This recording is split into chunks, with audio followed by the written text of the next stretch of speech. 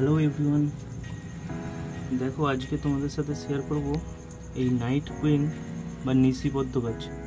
দেখো কি সুন্দর দেখতে হয়েছে আর কতগুলো একসাথে হয়েছে। আজকে 7খানা নিশিপদ্ম ফুটেছে একসাথে। যেমন এটা দেখতে সুন্দর, ঠিক তেমনই মনোমুগ্ধকর একটা স্মেল আছে এটার। না তোমরা স্মেল করলে এই গন্ধটা তোমাদের বোঝানো খুবই ডিফিকাল্ট, একদমই আলাদা। দেখো কত সুন্দর হয়েছে, ঠিক যেন ব্রহ্মদেব যে পদ্মর উপর বসে ঠিক সেরম পদ্মটা। দেখো এই জন্য একে ব্রহ্মকমলও বলা হয়। এটাকে নিশিপদ্ম এই কারণে বলে, এটা শুধুমাত্র রাত্রির দিকে ফোটে, আবার কিছুক্ষণ পরই এটা ওই মিড নাইটে আবার বুঝে যাবে। সকালবেলা যখন আসবো দেখবো কিছু পিঁপড়ে এর মধ্যে আছে, আর কোনো ফুলটা এরকম খোলা অবস্থায় নেই। তোমরা যদি চাও তোমরাও খুব ইজিলি এই গাছটা করতে পারো। দেখো কি সুন্দর পাতার পাশ থেকে এই কুড়িগুলো হয়। খুবই আশ্চর্যভাবে এই ফুলগুলো পাতার কোণ থেকে হয়, আর কিছুক্ষণ এর স্থায়িত্ব থাকে, তারপর আবার বন্ধ হয়ে যায়। চলো তোমাদের প্রত্যেকটা দেখি। এদেরকে এটা ফার্স্ট,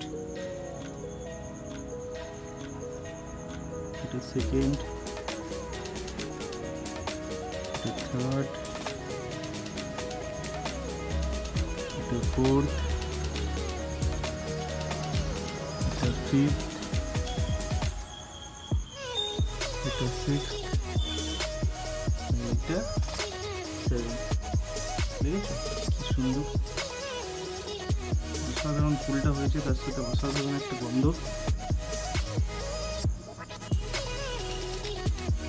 খুবই সুন্দর দেখতে এই গাছটা, তেমনই সুন্দর রূপ।